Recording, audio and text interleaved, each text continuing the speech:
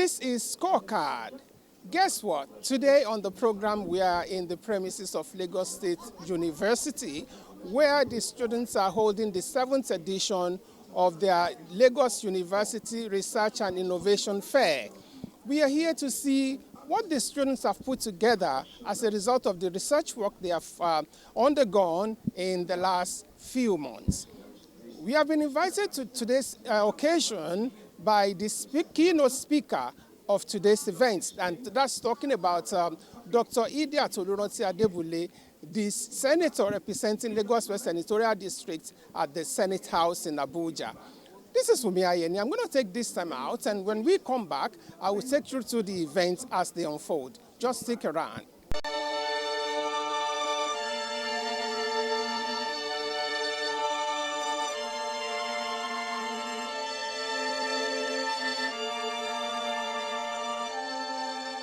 Distinguished keynote speaker at this 7th LASU Research and Innovation Fair, dated today, Wednesday, October 8, 2025.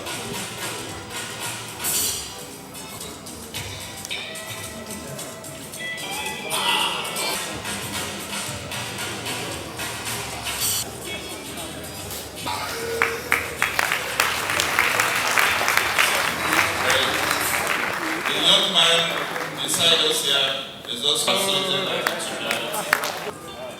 We have invited everybody here to observe. Thank you very much.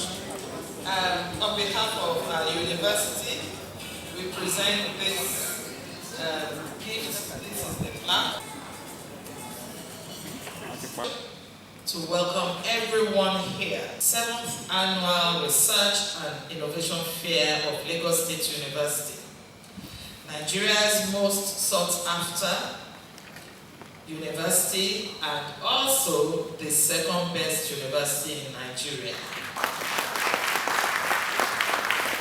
according to the recently released Times Higher Education ranking that was released yesterday.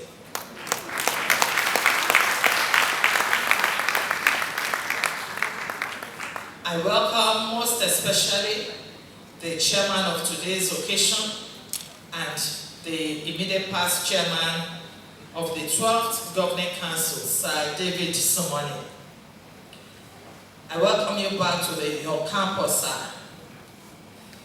Your commitment to the elevation of LASU's profile remains our greatest motivation. I'm also excited to have joining us today a distinguished alumna of our university. She is the keynote speaker, the very distinguished senator of Lagos West Senatorial District and a former deputy governor of Lagos State, Her Excellency, Senator Dr. Idiat Adebule.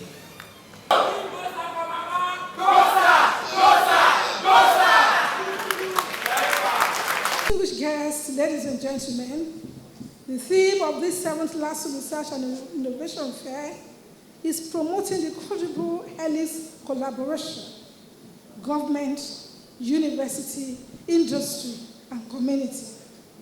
The applicability of this concept to aspects and sectors of society is wide-ranging, but thankfully, this afternoon we are looking at innovation.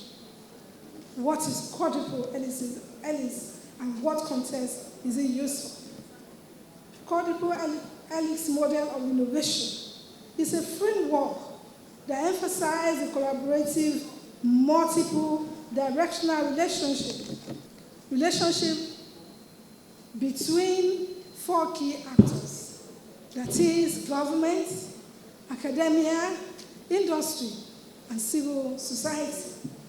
It is an expansion upon the triple helix model by adding the public as an active and crucial participant in the innovation process. In essence, what we had before was just triple helix. Now, looking and reviewing all of that, they thought that wouldn't be enough. The government, academia, and the industry would not solve that problem. We needed to add the public. And that is why it is now quadruple and no longer triple helix model.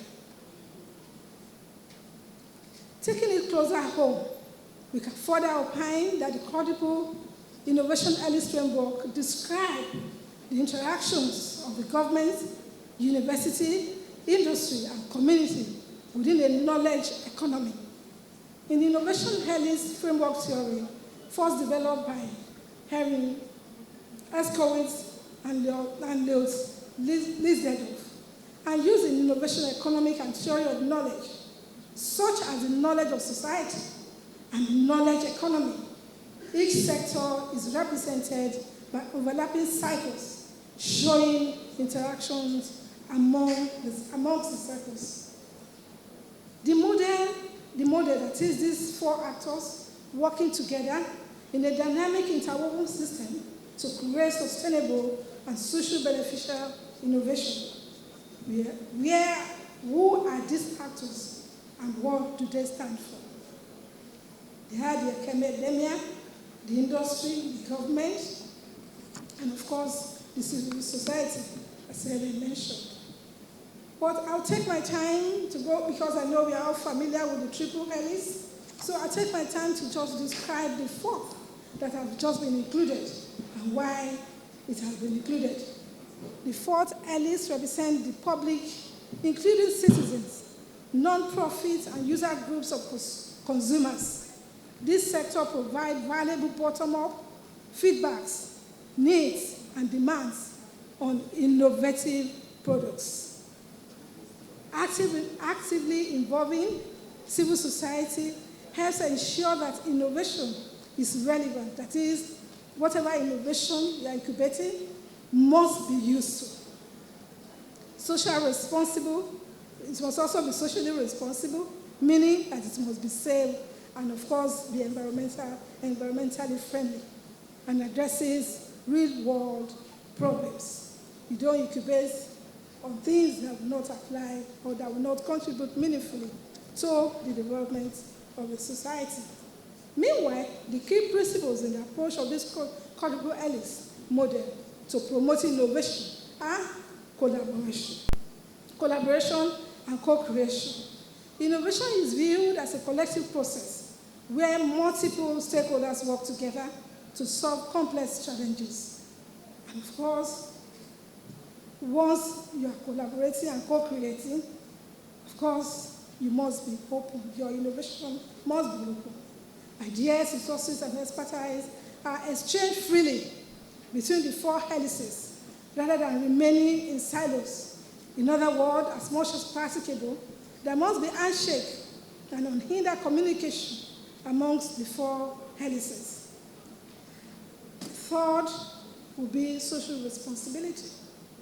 The process integrates ethical consideration, social well-being, and sustainability from the onset, not just afterthought.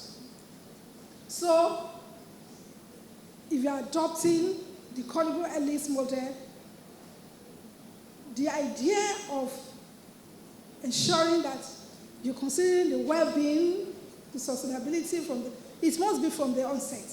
It must not be an afterthought. You must include that from the beginning.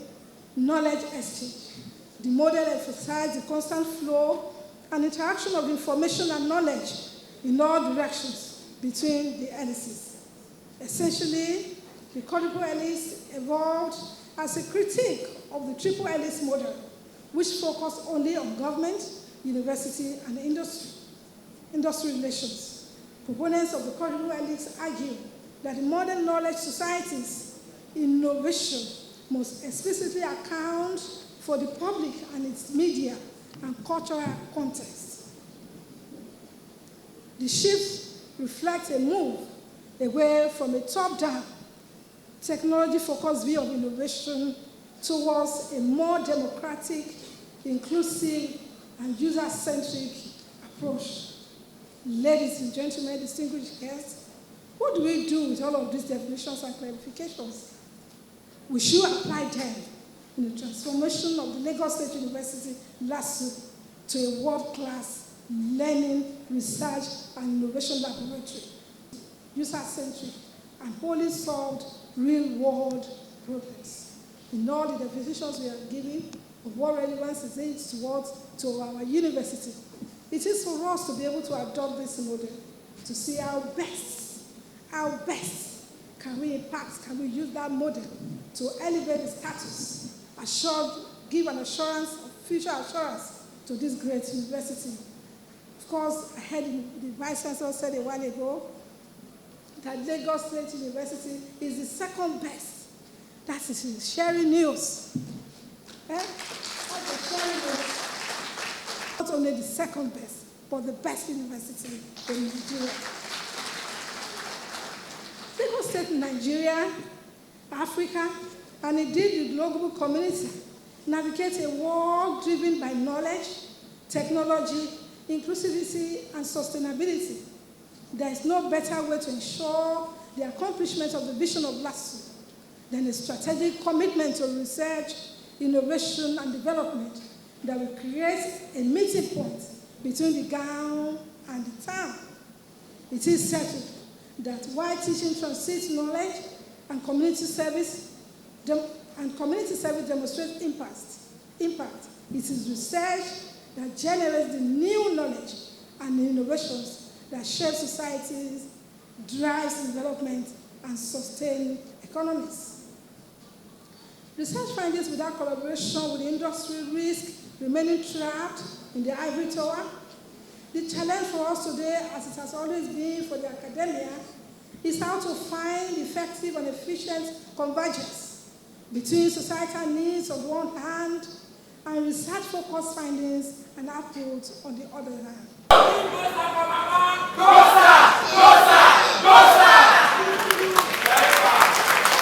Recently, Mr. President made a pronouncement to say that henceforth, the shea butter will not be taken out of Nigeria without processing. That henceforth it is only the finished product that can be exported out of Nigeria. That is what we are talking about.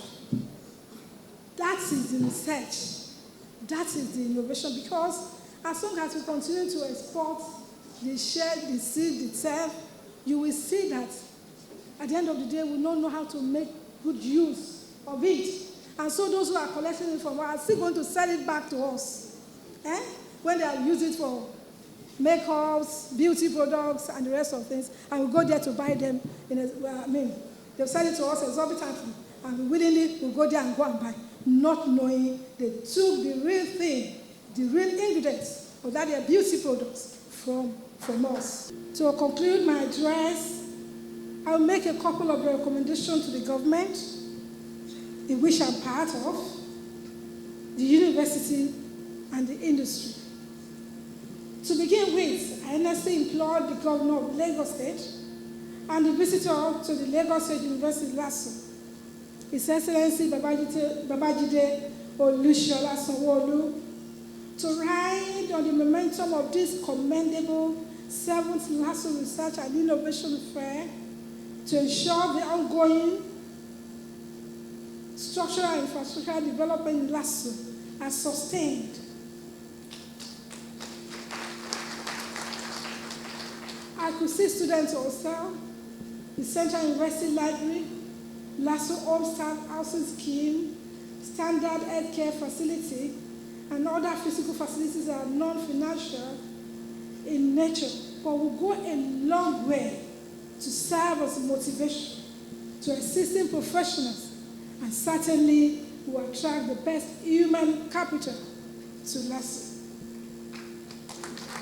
Secondly, the State House of Assembly must be encouraged to fast-track the passage of the Lagos Innovation Bill to provide a solid legal framework to anchor research and innovation in the quest to grow the culture of innovation in Lagos State as well as our tertiary institutions, using the Adebule collaboration model. The Vice Chancellor, the Director, Research and Innovation, you need to go and lobby your. Because when this bill is passed, I've seen a draft of it, the university will benefit greatly from the passing of that bill.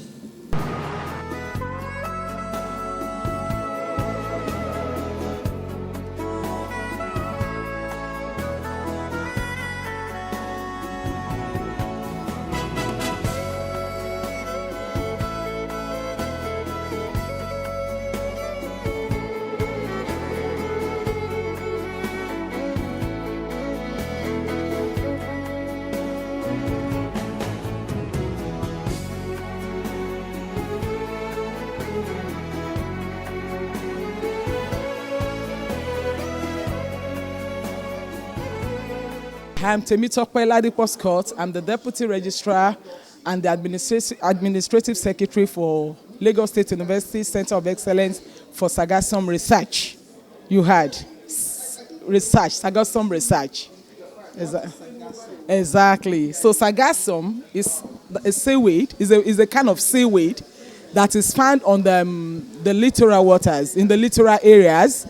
You know, you find them on the water. So this particular Sargassum used to be like a menace. It used to be a disturbance on the waterway. You know, it disturbs marine blue economy. You know, but this center of excellence for Sargassum is now saddled with the responsibility of researching into the viabilities of this seaweed, and we are now turning it.